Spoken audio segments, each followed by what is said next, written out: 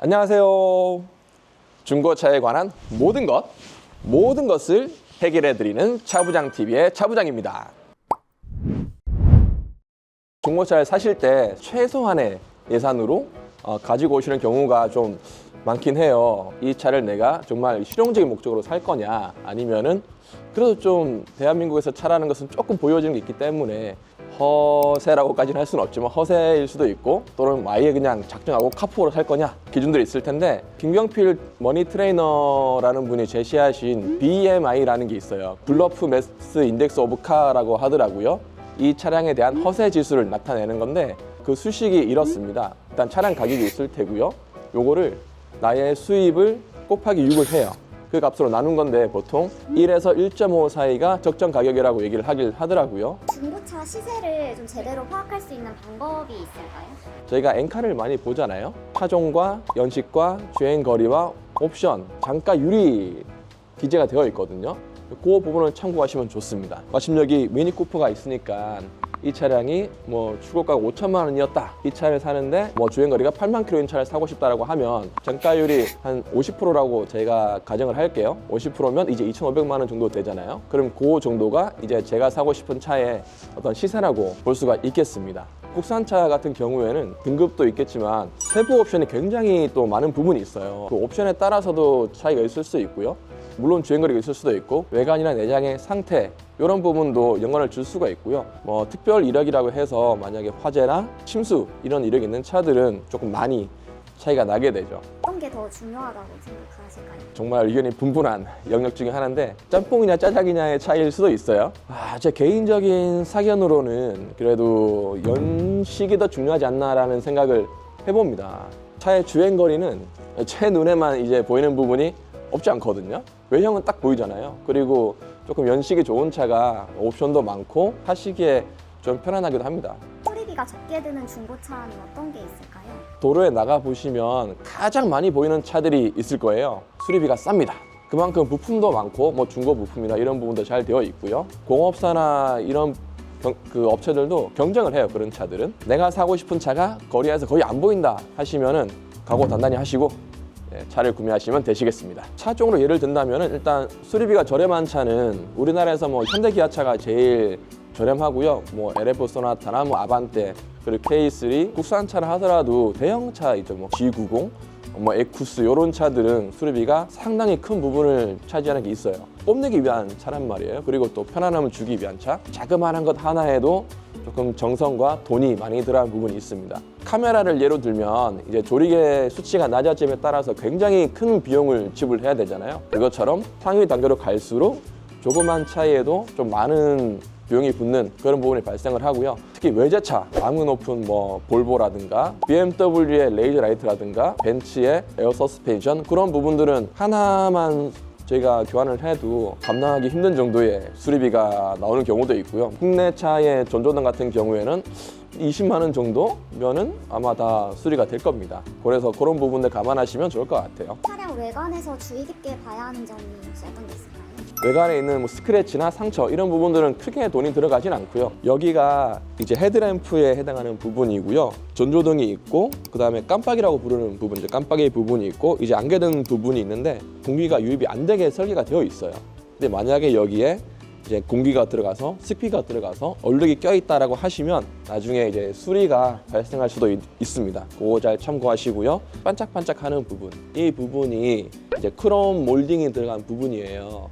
다소 비용이 비쌀 수 있으니 잘 점검하시면 좋고요. 첫 차가 i30라는 차였어요. 이제 그 차에 제가 튜닝을 했었는데 그 중에 하나가 헤드라이트 튜닝이었어요. 내부에 이제 공기가 들어가가지고 나중에 뭐 비가 오면 눈물을 흘리고 난리가 났더라고요. 그래서 헤드라이트를 통째로 다시 교환했던 차. 내장재에서 주의 깊게 보셔야 될 부분은 어디냐면은 시트 부분이라든가 뭐 버튼류 이런 부분들은 이제 수리나 교체가 잘 되기 때문에 크게 비용이 들어가진 않아요. 비용이 들어가는 부분이 어디냐면은 크게 부품이 들어가는 부분들, 그리고 실내에 라이트 들어가는 부분들, 이런 부분들은 좀 교체 비용이 비싸기 때문에 좀 신중히 보시는 게 좋을 것 같고요. 하나 팁을 말씀드리자면은 상처가 유난히 많은 차가 있어요. 천장이라든가 또 트림의 하단부라든가 시트의 이 뒤쪽 부분, 그리고 시트백이라고 하는데 이쪽에 또 스크래치가 많은 차량들이 있어요.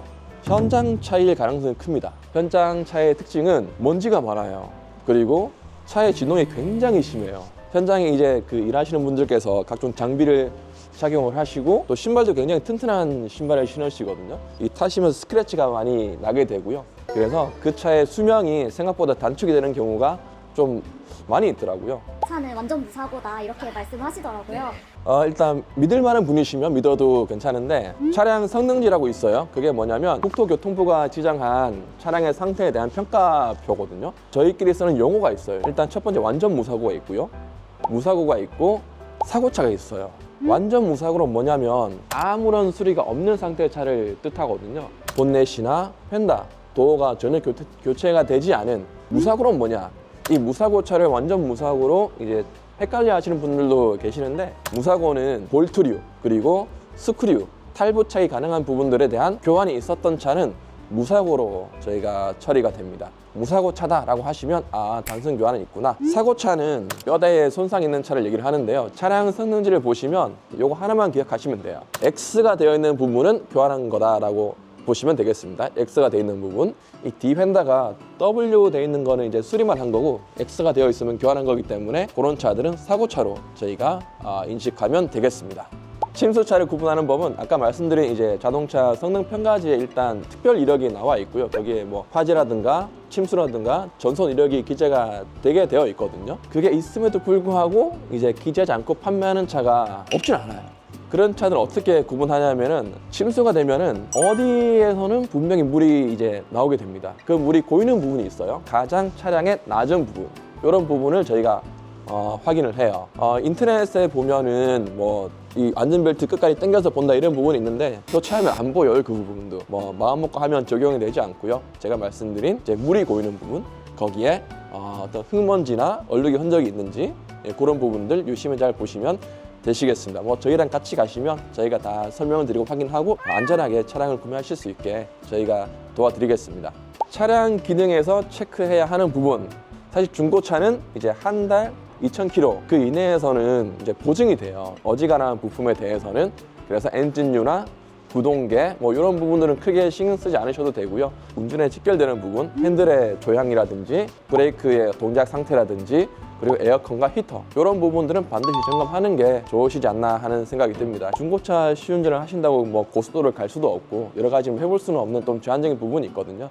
나의 목적과 맞는지, 이 차를 탔을 때 내가 편하게 운전할 수 있는지 이런 거를 보시면 좋을 것 같고요. 타이어는 그 트레드라고 부르는 부분이 있어요. 타이어를 보시면 홈이 있는데 이제 노면 상태가 좋지 않을 때, 특히 우천시 그리고 눈이 왔을 때 노면과 이제 타이어 사이에 접지력을 높이기 위해서 존재하는 거거든요. 트레드 홈의 깊이를 봐야 되는데 홈의 깊이가 얼마나 적당한 거냐 하는 부분도 판단이 쉽진 않아요, 사실. 그래서 어떤 걸 보시냐면은 그 트레드에 보시면 중간중간에 조금 더 차올라 있는 부분들이 있어요. 이 타이어의 마모 한계선이라고 하는데 그 부분보다 최소 한 3mm 이상 또는 5mm 이상 올라와 있으면 그래도 주행에는 큰 문제가 없는 부분이라고 생각할 수 있고요. 그 홈의 깊이가 크면 클수록 타이어가 신품이라고 볼 수가 있습니다. 엔진 체크하실 때는 일단 소리를 먼저 들어보세요. 소리를 균일하게 난다, 조용하다 하면 좋은 엔진이고요. 가끔 어떤 엔진에서는 뭐 칼싸움 하는 소리가 나요. 창창창창 하는 소리가, 총 쏘는 소리도 나요. 탕탕탕탕 하는 소리, 그런 소리가 나는 차들은 피하시는 게 좋고요. 운전석에 앉으셔서 RPM 게이지라고 있어요. 그 바늘이 균일하게 정지하고 있는지, 이 RPM 게이지가 왔다 갔다 하는 게 있어요. 이런 식으로, 또는 떨어지는 것도 있고, 그런 거는 엔진에 조금의 문제가 있는 차량입니다. 예약할 때 혹시 주의사항이 있을까요? 주의사항이 있습니다. 속초를 방문했을 때 이제 회를 보통 먹잖아요. 1층에서 주문을 하고 2층에 올라가는데 다른 고기가 온다고 하더라고요. 그것처럼 내가 본 차가 다른 차가 오는 경우도 없지가 않아요, 사실. 계약서 작성하실 때 차량의 번호 그리고 차대 번호라고 있어요. 주행거리, 요거 꼭 확인하시고요. 그리고 이력을 한 번 더 확인해 보세요.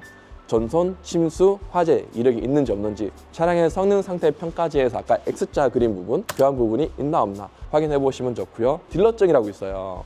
딜러증을 꼭 확인하셔서 여기 판매하시는 상사의 이름과 이분이 소속된 이름과 일치하는지 확인하시면 좋습니다. 들어가는 비용은 보통 이제 매도비가 있고 이전 대행비가 있어요. 그 차량의 가격이 있고요. 그런 부분까지 금액이 다 맞는지 확인하시고 성능 보증 보험료도 같이 확인하시면 좋습니다. 그렇게 총액을 확인하신 다음에 내가 정확한 금액을 지불했는지까지 확인하시면 이상이 없겠습니다. 제가 봤던 차가 팔렸다고 다른 차를 보여준다는 경우가 있었는데 전통적인 수법 중에 하나예요. 극히 싼 차량을 하나 올려놓습니다. 그럼 거기에 시선이 쏠리게 되거든요. 그 차를 보러 가게 되면 차에 문제가 있거나 차가 없거나 이 차는 문제가 있으니 저희가 다른 차가 있는데 다른 차도 보시겠어요? 라고 이제 좀 회유를 할 겁니다. 그러면은 그 차는 사실 시세를 알 수가 없어요. 소비자가. 뭐 어디 찾아볼 수도 없고 그런 식으로 조금 뻥튀기 해서 차량을 판매하는 경우도 있고요. 진짜로 차가 팔린 경우도 있어요. 뭐 중고차는 뭐 내일이 없기 때문에 정가에 정확하게 또 차량을 구매하시려면 저희 테바에 문의를 주시면은 저희가 하나하나 다 확인해보고 또 친절히 설명을 드리고 동행해서 차량을 확인해 드리고 있으니까 안전하게 차량을 구매하실 수가 있습니다. 저희 테바에 많은 문의 부탁드립니다. 지금까지 차부장TV의 차부장이었습니다. 감사합니다.